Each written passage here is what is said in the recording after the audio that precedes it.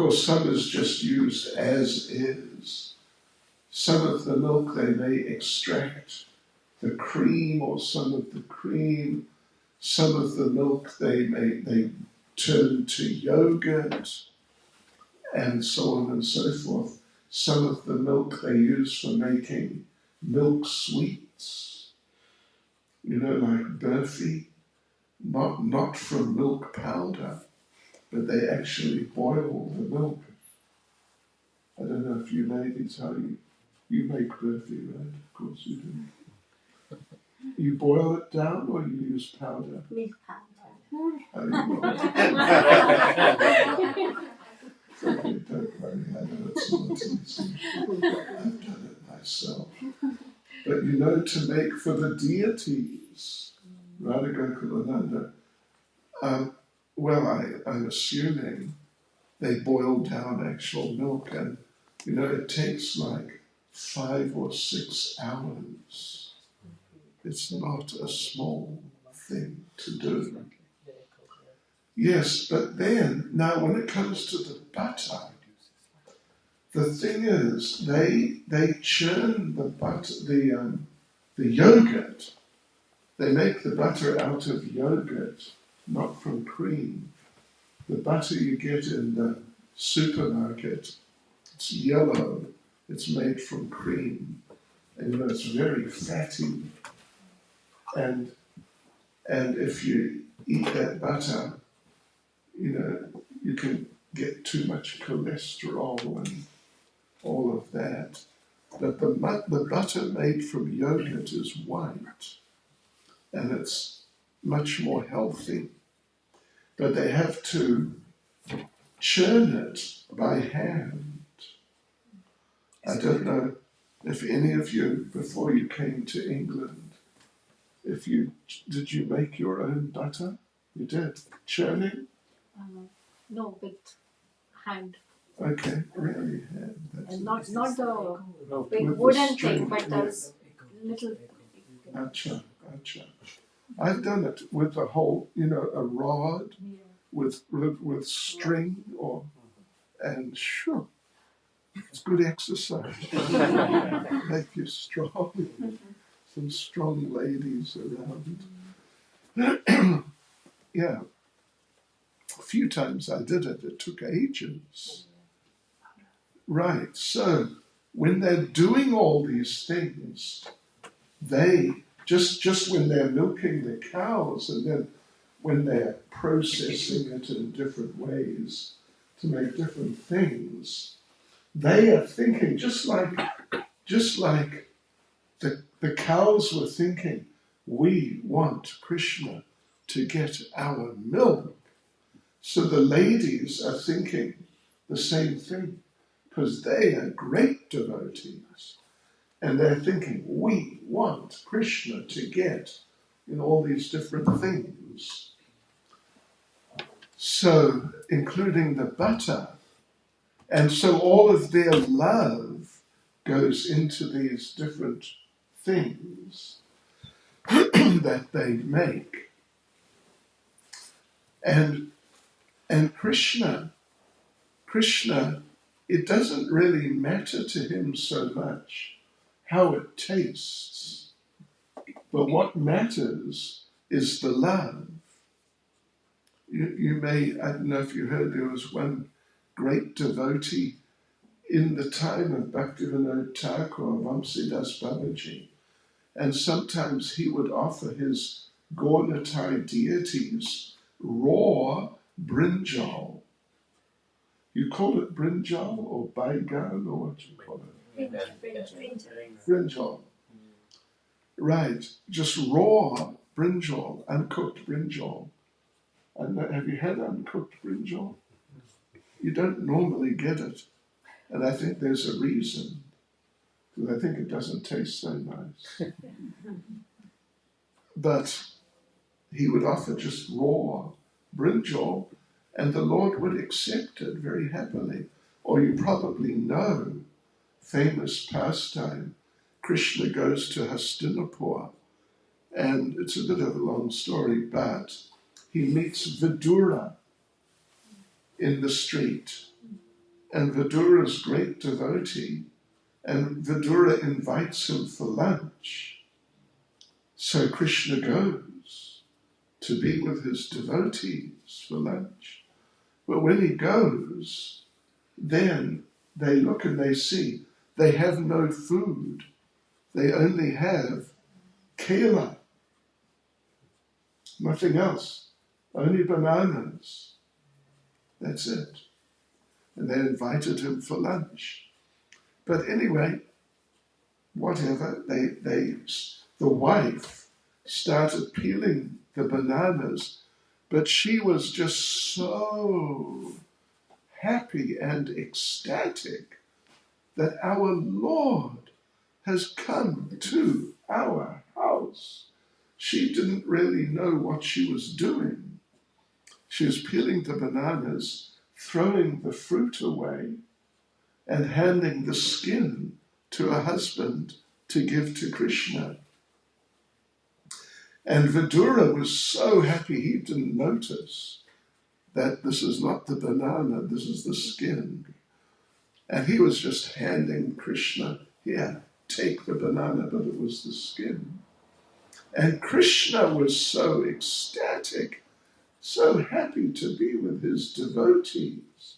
He didn't notice, and he was just eating the skin. And Krishna was saying, these are the best bananas I've ever tasted. I've never tasted a banana skin. I don't know if any of you have banana skins.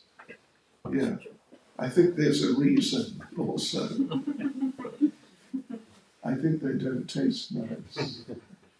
So Krishna was not tasting, whatever the banana skins taste like, but he was tasting their love. And therefore he was really feeling, these are the best bananas I ever had. Now, I don't suggest you start trying eating banana skin, but it's just a very interesting point that Krishna is interested in the love. So when it comes to the butter, it's the same point. It's not that it's just his favorite food. It's the love. It's the love which is in it. But the thing, now what about the stealing? Why doesn't he just go to them, those ladies, because they want him to have their butter? Why doesn't he just go and say, could I have some butter, please? Well, there's a reason.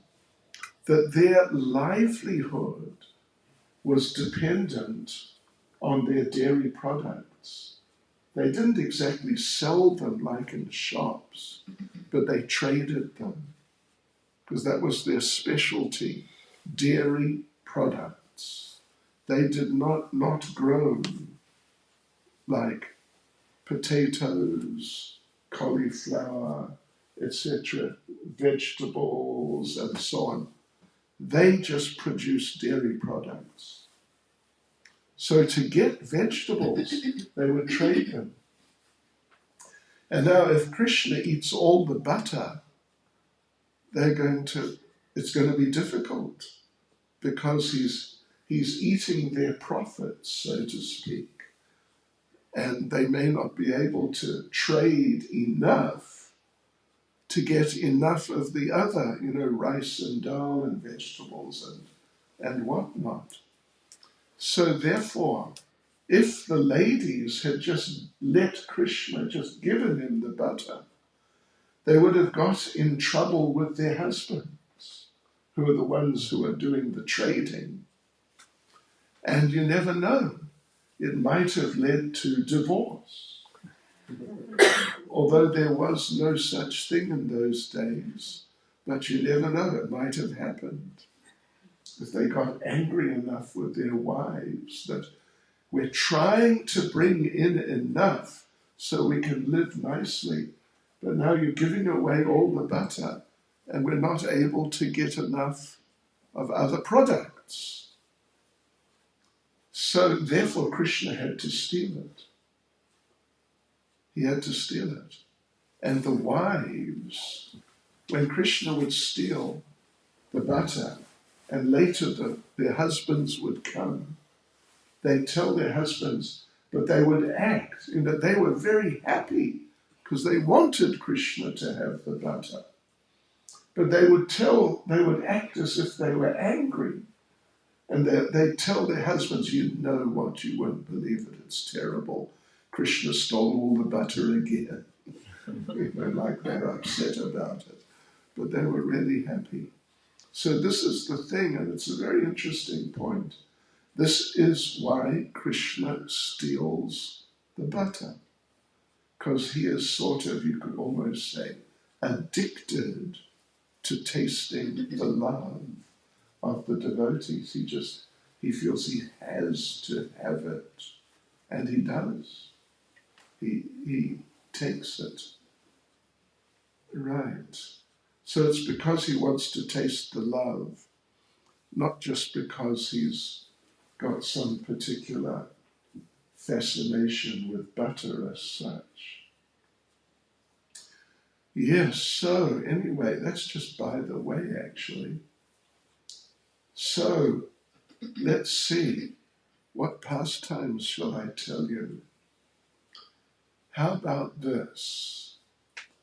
One time, Radha and Krishna were near Govardhan Hill. And it was night. And when Krishna is in Vrindavan, every night is a full moon night. Every night. To facilitate the pastimes that he has at night. So they were together, Radha and Krishna were together there somewhere near Govardhan Hill. And Krishna, it's night, full moon, and Krishna's thinking, what could I say? I'd like to say something very nice to sort of pay a compliment to Radharani about her beauty, so she'll feel happy with me. She'll feel I'm nice. So Krishna is thinking, what should I say? What should I say? And he's looking around and he saw the full moon. And he thought, oh yes, that's what I'll say. So he told Radharani, your face is so beautiful. It's just like the full moon. And Krishna sort of mentally patted himself on the back. I just said a nice thing. She's going to be happy with me.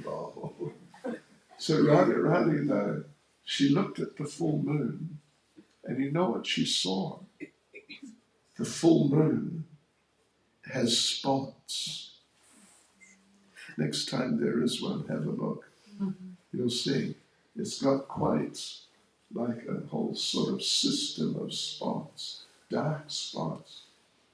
And Radharani thought, oh, he's saying I have a spotty face. Oh. And in a very transcendental way, let us not mistake what is going on here, like she's just some ordinary girl who's going to get upset with her young man if he says the wrong thing. It's transcendental. All these types of things that happen, they just enhance the love of Radha and Krishna for each other. That's all. But still, she acted like she's angry now. And she walked off along the side of Govardhan Hill with Krishna following behind her, apologizing and saying, no, I didn't mean like that. So please don't get up, don't be upset. But she kept walking. And then on Govardhan Hill, devotees, there, at that time, there was one big cobra. very big, like 3 or 4 meters. That's a big cobra, really big. And this cobra saw that, look, and that cobra is a devotee. He's a devotee cobra, very dedicated devotee of Krishna. And he saw, oh, look, this problem has arisen here. I must help my Lord to recover the situation and recover the relationship. So the cobra, he went quickly along. He's on Govardhan Hill. She's walking along the bottom. He's now going along on the hill, so he's up a bit. And he quickly went around and came down and then came in front of Radharani. And he raised himself up. You know, you've probably seen cobras do that, right in front of Radharani, and showed his fangs and hissed at her. And poor Radharani, she was shocked. Oh no, Krishna's just maybe a couple of meters behind. She just turned around, grabbed hold of Krishna, embraced Krishna. Help, save me, save me, save me. And so now she's sort of reunited with Krishna again. So Krishna's happy. And this was the idea of the cobra. This is why he did that, to bring them back together again. So you know what the cobra did? Now, we've got people on different sides here. Well, for the men, what the cobra did, he went like this, gentlemen.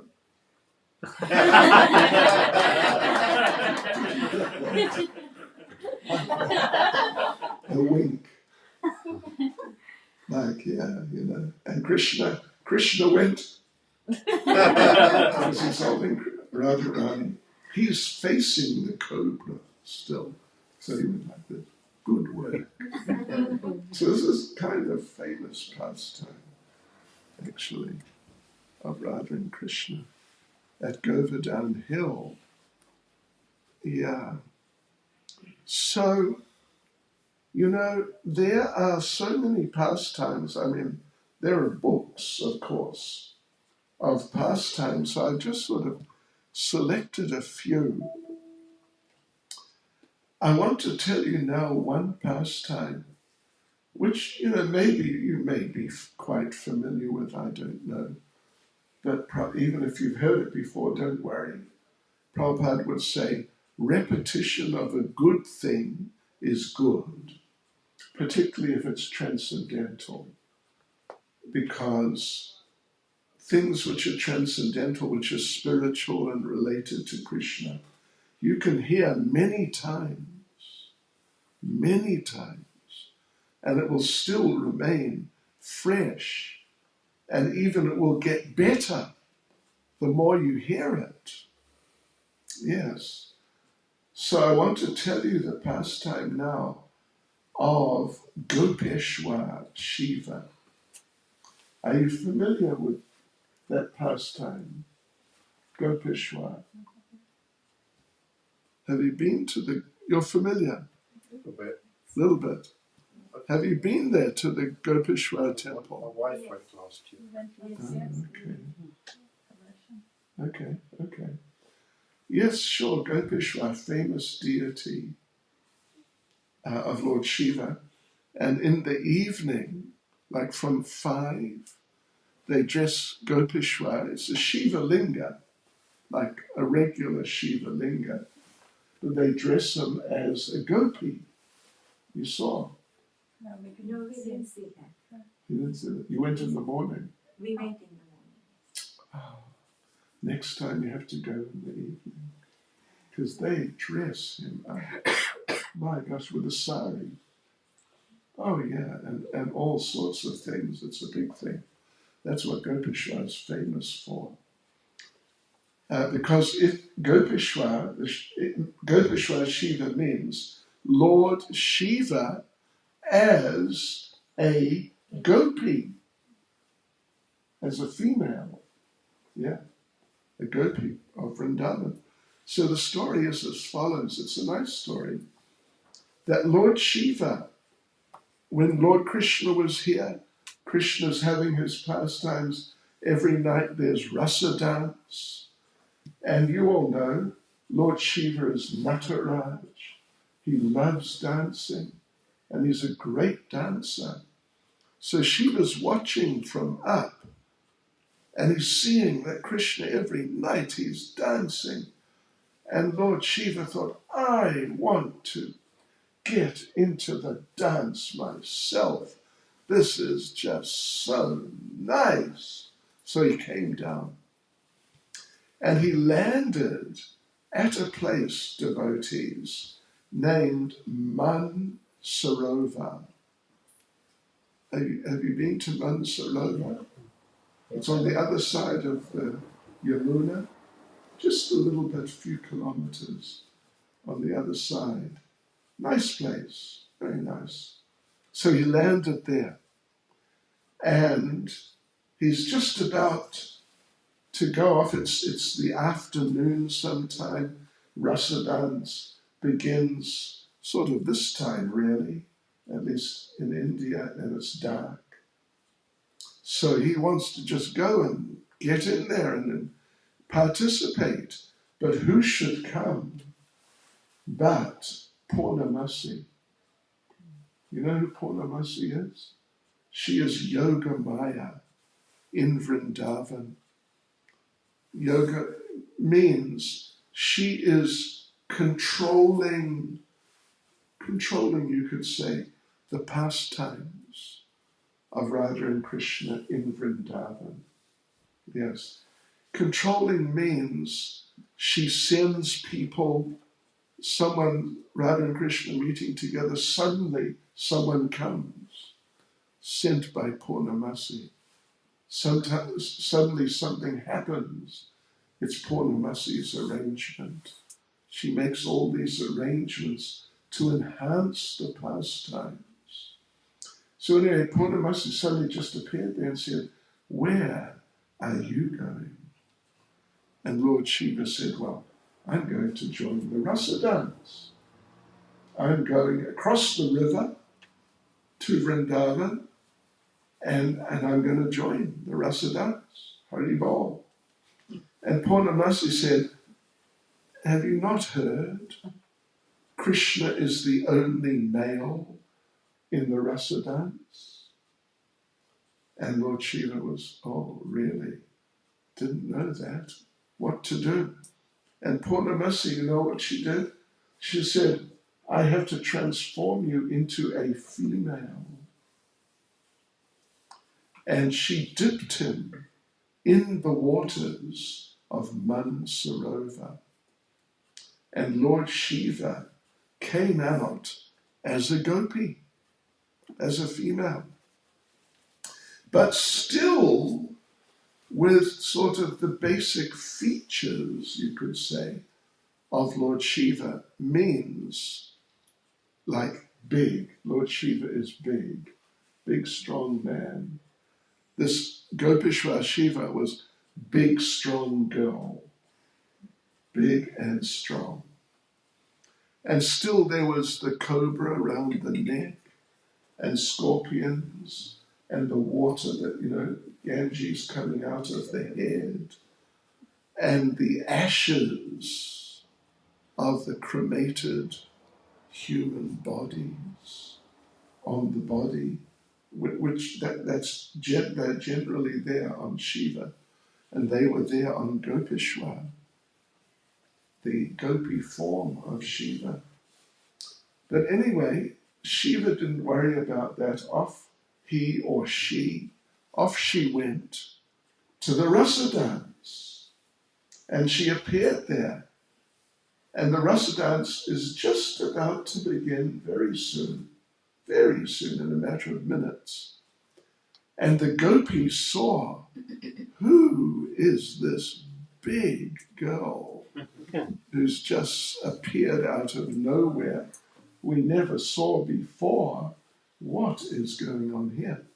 So they surrounded Gopeshwar and asked her, who are you? What's your name?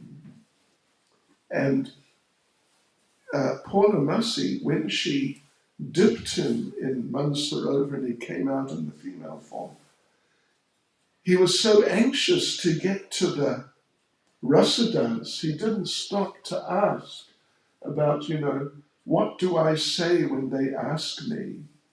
What's the snake doing around my neck, for example? Or what do I say when they ask me what my name is? Just off he went.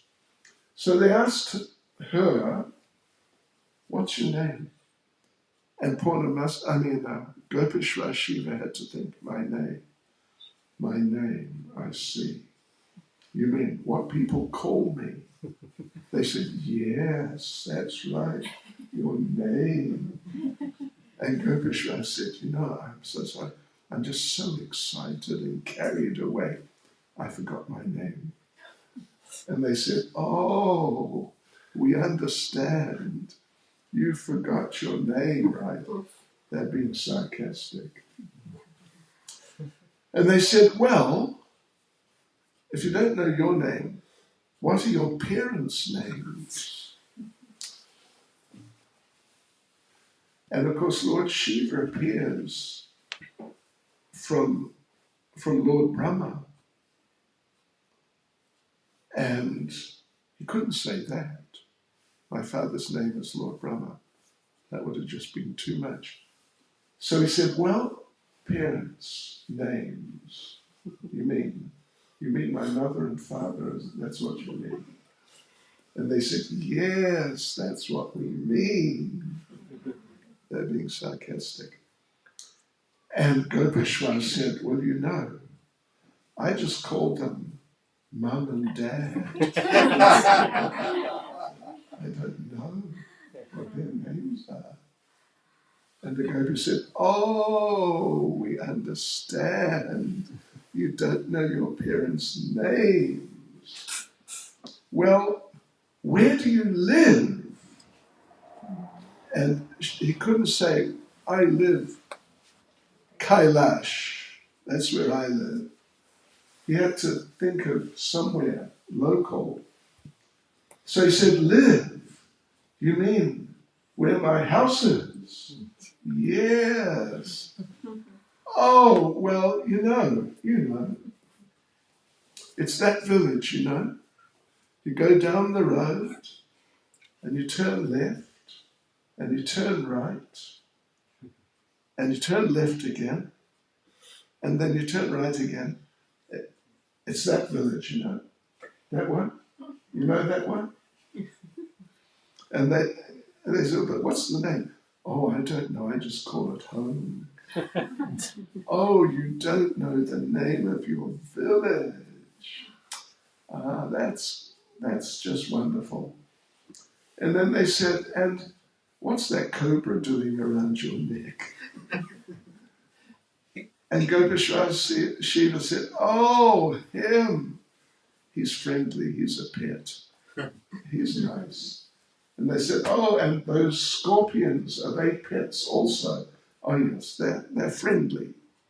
They're friendly, don't worry about them.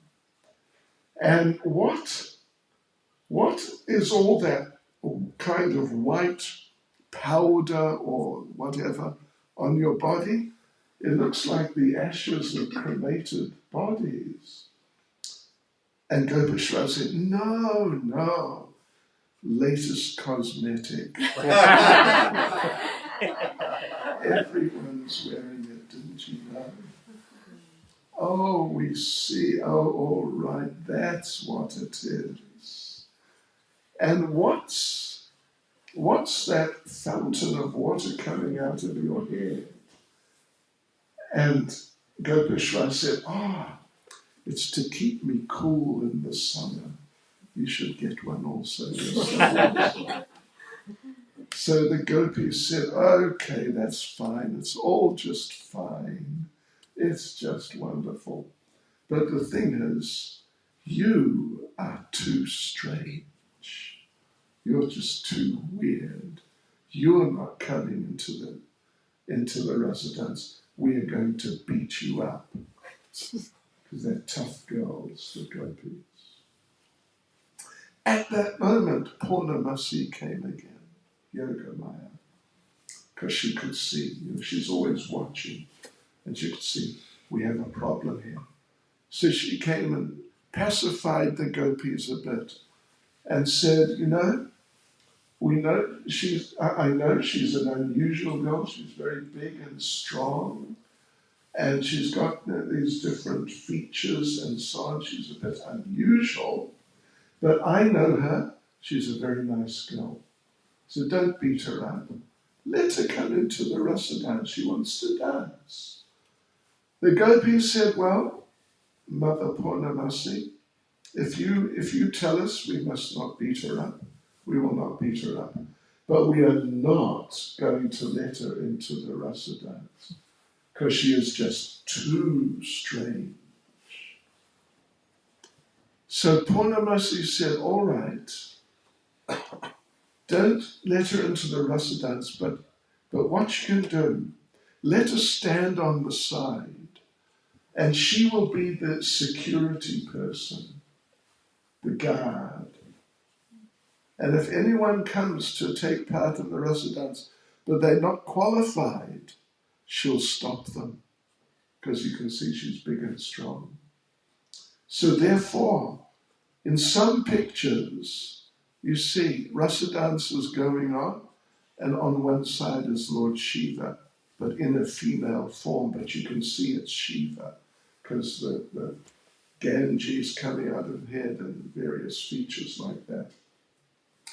Particularly if you go just near that Gopeshwar temple, just behind about 100 meters or something, is Vamsivat,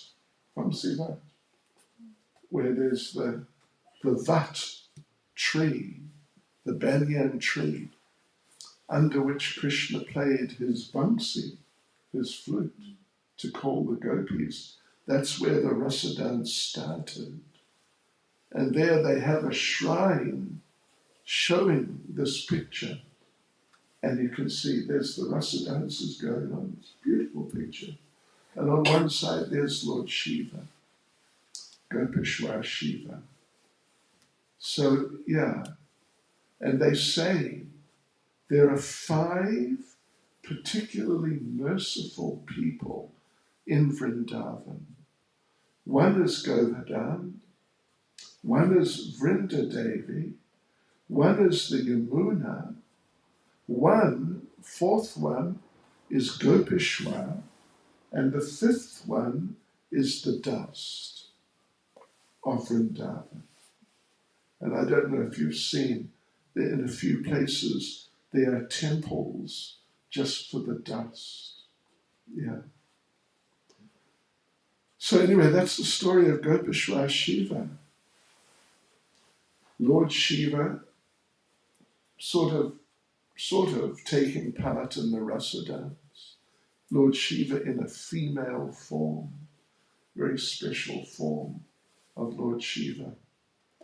Had you heard that story before? You had? Okay. But not so much detail. Detail for a long time. Okay. Let me tell you a short story. That was a bit of a long story.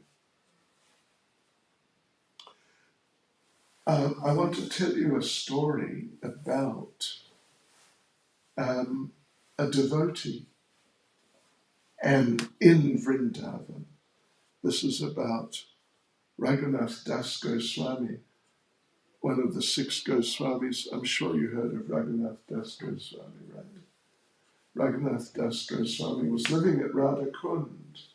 He was the one who really developed Radha Kund into like a pilgrimage place.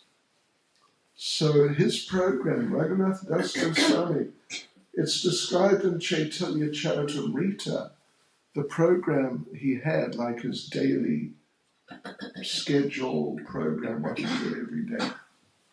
First thing, he would chant 64 rounds. I hope we've all chanted our rounds. Have we all chanted our rounds?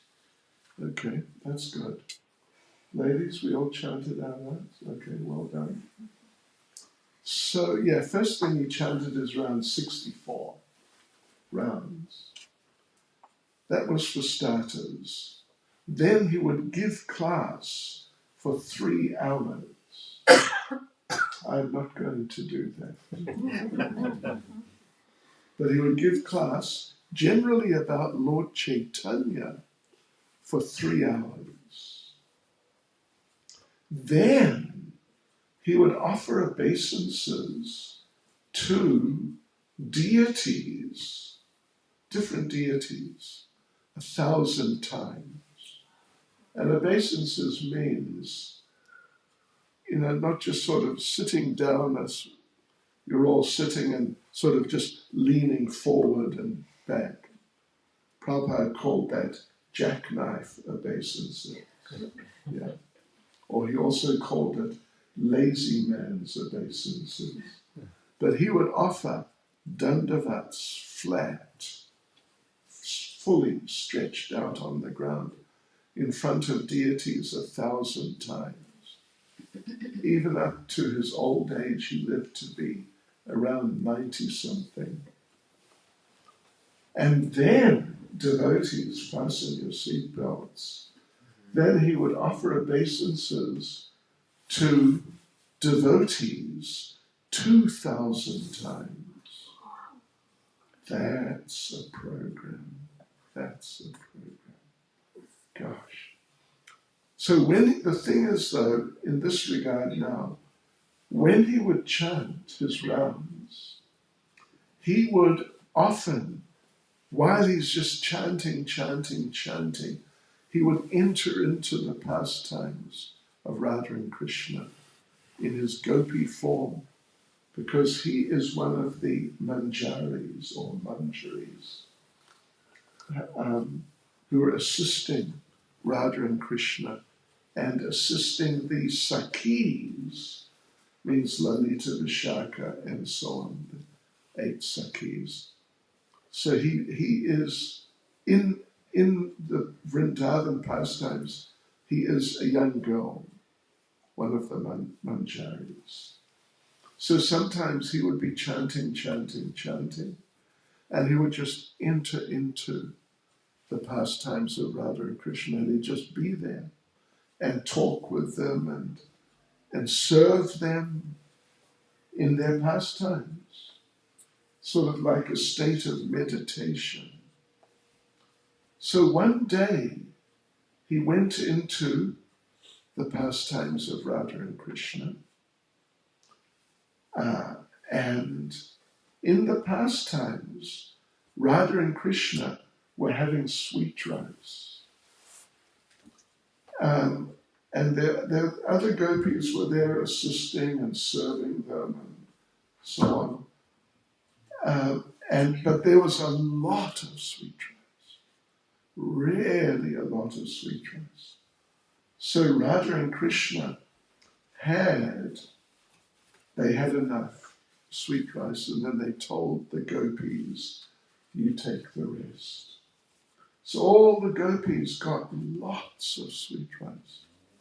And particularly Raghunath Das, in his gopi form, he just had so much sweet rice, he was practically swimming in it. And then he came back to external consciousness. So now he's back in external consciousness, he's chanting his rounds, and it's time for lunch. And all he would eat was 1 leaf cup, if you're familiar with those leaf cups they make, with buttermilk, chas. That's all he'd have in the whole day, one time. But now this time, his assistant came with the cup of buttermilk And Raghunath Das Goswami said, you know, I don't want to take anything. My stomach is upset. Yes, I don't want to take anything. They called a doctor. Any doctors here? Anyway, they called a doctor, Ayurvedic doctor. And the doctor, you know how they do, I'm sure you've had it done on you. They took a pulse reading, very typical thing. So doctor's doing pulse reading, and the doctor knows who is Raghunath Das Goswami and what a lifestyle he has, what a program he has. He knows all about these things, how extremely austere Raghunath Das Goswami is. So he's doing the reading. Mm-hmm. Mm-hmm. Mm-hmm. Mm-hmm. And he said, you know what? You may not believe this, but Raghunath Das Goswami has indigestion from eating too much sweet rice. And the assistant and a few other devotees were there. They knew how extremely austere Raghunath Das Goswami was. He hadn't eaten sweet rice for many years. So they thought, they said, no, that's not possible. He hasn't taken sweet rice for decades. Take another reading. Okay, all right. Mm-hmm. Mm-hmm. Mm-hmm. Mm-hmm. Look, and he said, I'm sorry, he's got indigestion from eating too much sweet rice. And the devotee said, no, get out of here. You're a bogus doctor. That's completely impossible. They called another doctor, and he went through the same procedure, yes, you know, checking the pulse. And he said, you know what? He's got indigestion from eating too much sweet rice. And the devotees just, you know, couldn't believe it. But they just left it. They didn't take it any further. But Raghunath Das Goswami just smiled because he knew what had happened. Even though it was in his meditation, but actually it was like he actually had sweet rice. Now tell me, devotees, what time do we normally go on to? 10, 11, 12? After you, Maharaj. No, don't say that. So normally they finish the program at 9:30ish. You mean you have a class? You have a class, Yeah, or just... Yes, we meet every Wednesday. Okay. This Sangha has been going on since 2002 or 3, something Oh. like that, every Wednesday. Really? Yeah. Oh, gosh. So you mean the class would finish by then, Yes. or you have kirtan at the end? So then we have nursing prayers at the end. Acha. Yeah. Class and then the Singha prayers. So I'm allowed to go on for another 10 minutes, something? More than that, Maharaj, we're really enjoying this. Well, I've seen people looking at their watches. And I don't want to, keep you and upset you. Because I can sort of go on forever if you want. Now, I want to say something now about Madhu Mangal. I'm sure you've heard of him. Krishna's funny Brahmin friend. So, I mean, there's some long stories, but this is a short one. Madhu Mangal, he is very fond of prasadam. In fact, he's like a specialist on prasadam. Yes. And one time,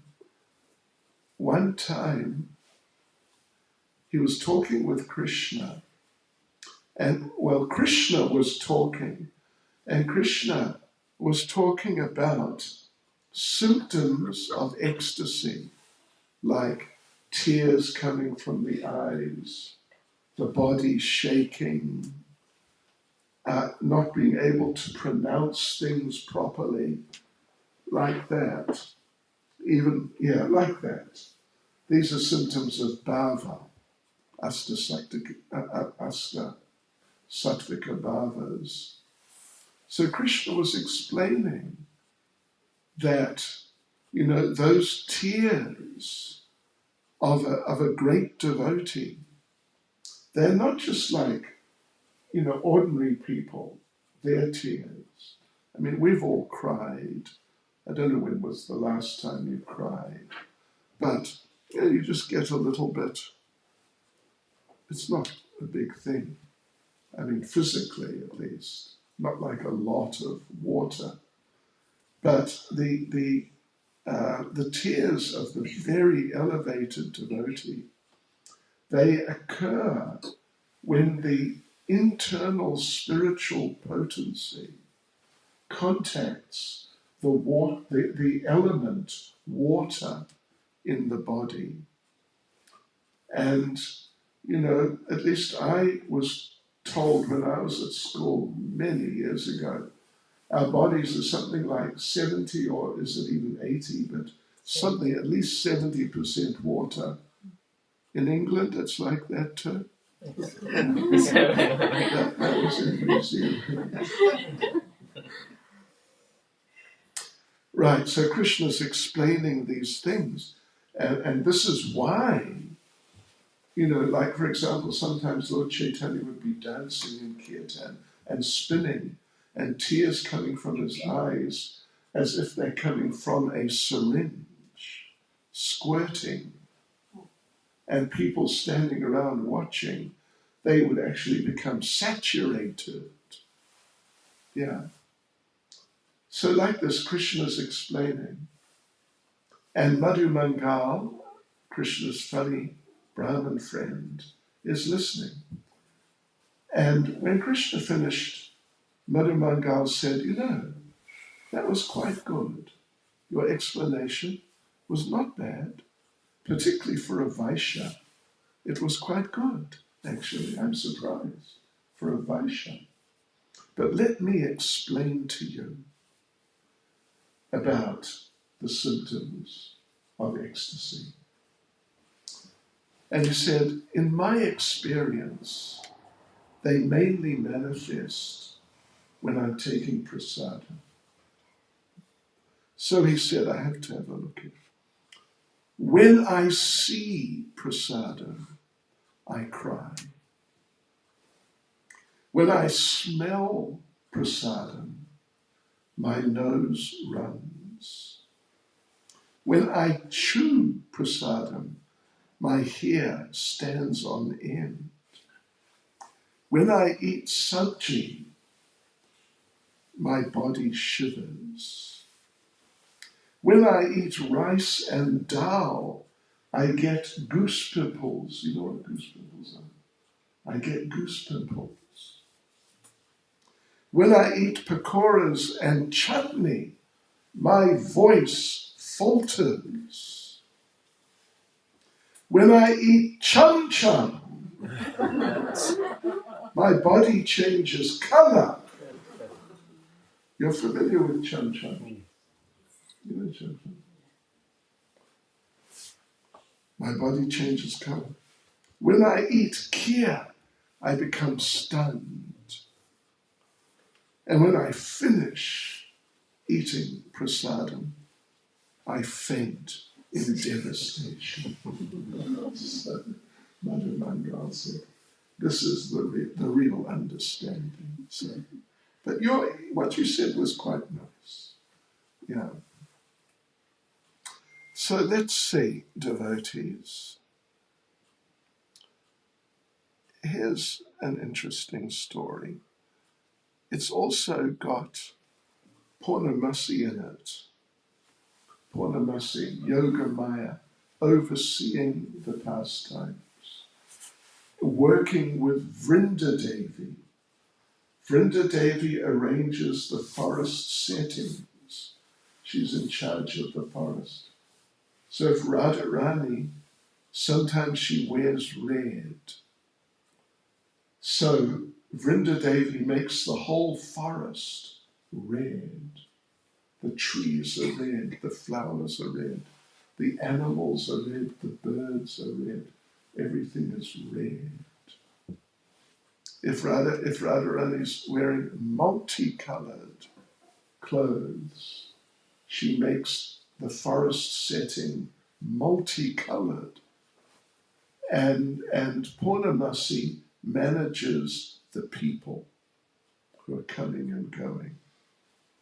So, one day, now you've read, I'm sure you've read Prabhupada's books, you've read the Bhagavatam, you would know that many demons came when Krishna was in Vrindavan, and they tried to kill Krishna, but they were killed.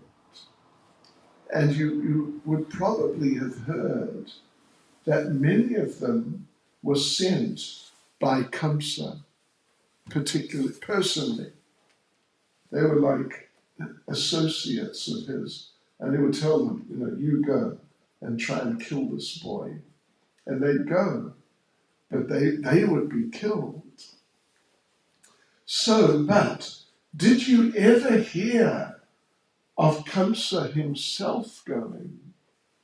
No. Did you ever go? He sends all these people, many people, none of them come back. So surely you'd expect, after a while, he'll just decide, if you're going to do something important, you've got to do it yourself. But there's no, well-known story of Kamsa himself confronting Krishna. But, devotees, there was one occasion when Kamsa went. So Kamsa went on his chariot, went on his own. He's going to go himself and kill Krishna. So Kamsa was there in Mathura, and so he came, and there's like a boundary between Mathura and Vrindavan. I mean, there's no like line or anything, but there's a separation. So he came from Mathura, then he crossed the boundary, and he was in Vrindavan. And just like that, who confronted him? Purnamasi, because she manages the pastimes. And it was similar to with Lord Shiva. She just confronted him. She's an old lady with white hair. She's old, but she's very powerful mystic. She just stopped him and said, "Where do you think you're going?" And Kamsa said, "What do you mean? I am the king. Don't you ask me where I'm going. I'll go where I like." And Purnamasi said, "Not in Vrindavan you won't." And then Purnamasi, she has like a wand, a stick. She tapped him with the stick. Kamsa transformed into a little gopi girl, but with the same Kamsa mind. But the body, now the body of a little gopi girl. And Kamsa was just completely astonished. What happened? And Purnamasi said, well, if you want to enter Vrindavan, you have to be prepared. You have to be trained. I am going to train you. First lesson, you must learn and practice how to make cow dung patties. Many of you done them, patties about this size. Yeah, it's a science. So Kamsa said, I'm not going to do that. And she said, oh, all right. You want my stick again? Before you knew it, Kamsa was out there picking up the cow dung and making cow dung patties. And after a while, Purnamasi said, that was lesson 1. You got it? It was quite good, quite good. Now for lesson 2. Lesson 2 is more advanced, of course. Lesson 2 means the best cow dung is the cow dung which is caught before it touches the ground. And then, so you've got to catch it, and then it's the same thing. So what you do, very scientific, you've got to follow the cows, watch the cows, and you'll see one cow lifts her tail up. Then you just dive in. And it's the right time, and you catch the cow dung. Fresh cow dung, and make a patty. And Kamsa said, you're not going to catch me doing that. She said, oh, you want the stick again? Now Kamsa's out there, chasing the cows, trying to catch it. Sometimes he caught it, sometimes it caught him. This is lesson 2. And then Kamsa came back. Oh, he's almost had it. And Purnamasi said, right, now for lesson 3. Before she could explain what is lesson 3, Kamsa ran for it. He ran out of Vrindavan, across the boundary, got on his chariot. Soon as he got out of Vrindavan, he changed back into the form of Kamsa. And, he did that. Why? Because he didn't want to find out what is lesson number 3. And he never came back because he didn't want to find out what is lesson number 3. So yeah, that's the story of Kamsa going to Vrindavan and getting a wake-up call. Let's see. Okay, there's about time for one more short one. Nice one. Let's see. So, are you familiar with the story of the Hows? The Hows from Nandagram? How Bilal. Little place in Nandagram. So I'll tell you that story.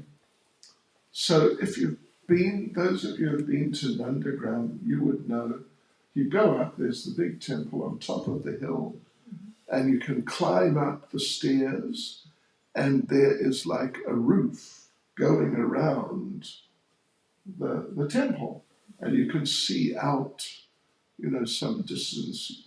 Usually you can see Varshana in the distance, and various places around. And the village goes down the hill, and then on the Varshana side, well, on both sides actually, on all the sides, the village sort of goes out a bit from the hill. Yeah. So on the Varshana side, if you know what I mean, it is, what is it? Anyway, it's the Varshana side. The village goes out, and there are a few places, nice and important places, just out a little, like Nanda Maharaja's Nrsingadev deity. You may have seen that. Lord Nanda Maharaja's temple, where the Nrsingadev deity worshipped, is there. And Mother Yashoda's yogurt pot, where she would churn the yogurt. And then there's Nanda Baitak, Nanda Maharaja's sitting place in Kund. And then there's Yashoda Kund, where Mother Yashoda would go to wash clothes and things. Just out about 100 meters or something from the bottom of the hill. So one day she was there by that Kund, Yashoda Kund, with Krishna, and she's doing some household things. And Krishna is busy being Krishna, playing, being mischievous. And Mother Yashoda is trying to control him, but he's a hard, a lot of these children, they're hard to control. So what to do to stop him being a nuisance, doing mischief, upsetting other people, what to do? She thought, I know, I will make up a non-existent but very frightening sounding creature. Yes, I'll make up a creature who's like very nasty and aggressive and frighten Krishna by telling him that this creature will get him if he's naughty. So she called Krishna over. Krishna, listen, if you're not good, the howl will get you. Howl is H-A-U. The howl. The howl will get you. Krishna said, the what? Krishna said, I've been living here for some years, I never heard of a howl. What's a howl? And Mother Yashoda said, oh yes, he's very big, and he has long fangs, and long hair, and he loves eating naughty little boys. And Krishna was very good for 15 minutes. Then he started being naughty again. And Mother Yashoda said, don't forget about the howl. Don't forget, you got to be good. If you're not, he'll get you. He has 3 eyes and long claws, and he loves eating naughty little boys. And Krishna was very good for another 10 minutes. So then, 3rd time she threatened him. Yeah, you got to be good. And Krishna went out. So she's carrying on with her household chores. Suddenly Krishna comes running in. Mata! The howl is coming! And Mother Yashoda thought, what? I just made up the howl.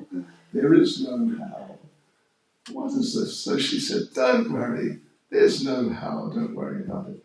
Krishna said, no! There's a howl. He's just around the corner. And Mother Yashoda is feeling very bad. She tells them, look, I'm sorry. I just made up the howl to frighten you. I'm really sorry. There is no howl, though. Don't worry. Krishna said, no, there's a howl. And here he is. He's coming. And around the corner came a howl. And Mother Yashoda couldn't believe it. I made up the howl. There is no howl. And now there is a howl. What's going on? And then Lord Shiva came and turned the howl. There were 3 howls. Turned them into stone. And there's still a couple of them there, the stone howls. And Mother Yashoda, she's bewildered. I just made up the howl. There's no howl. And suddenly there is a howl. What's going on? This is crazy. And Krishna said, if my mata says there's a howl, there is a howl. Krishna said, whatever my mother says is right. And I told the story to the children in the, gosh, what's it? The Gurukul this morning. And I tell you what I told them. They were all agreeing, yes, we'll do what our members tell us. Yeah, so there you go. And the Hows are still there. Someone stole one, and one's broken. But if you go down, if you can find Yashoda Kund, it's quite a well-known place. Nice Kund. There's a temple, quite a substantial temple near it. And just sort of behind it, by the Kund, just to the right, is what they call How Bilao.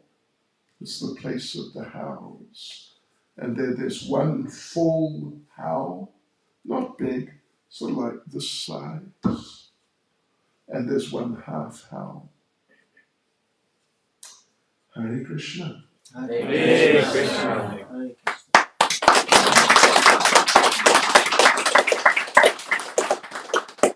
Srila Prabhupada ki jai. So there you go, devotees. Oh, and I went 4 minutes over time. Sorry. Okay. On behalf of our Harinam and Radha Govind Sangha, we are truly delighted that we had your presence today. And the amazing leelas that you discussed